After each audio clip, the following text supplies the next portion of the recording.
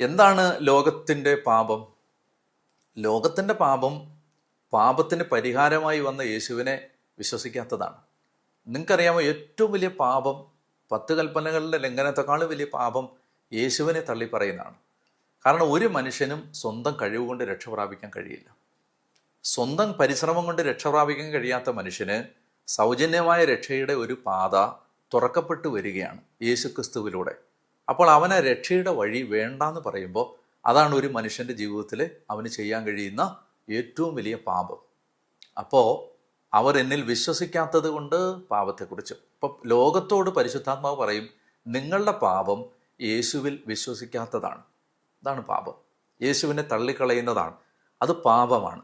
അതാണ് ഏറ്റവും വലിയ പാപം. അത് പരിശുദ്ധാത്മാവ് അവരെ ബോധ്യപ്പെടുത്തുമെന്ന് നമ്മൾ മലയാളത്തിൽ പറയുമ്പോൾ അത് ക്ലിയർ അല്ല, കൺവിക്റ്റ് ചെയ്യുമെന്നാണ്. എന്ന് പറഞ്ഞാൽ കൺവിക്റ്റ് ചെയ്യും, ഒരു കുറ്റവാളിയെ കൺവിക്റ്റ് ചെയ്യും നമ്മൾ പറയത്തില്ലേ, കൺവിക്റ്റ് ചെയ്യും. അപ്പം അങ്ങനെ അവരെ ആ കുറ്റം ബോധ്യപ്പെടുത്തുമെന്നാണ്.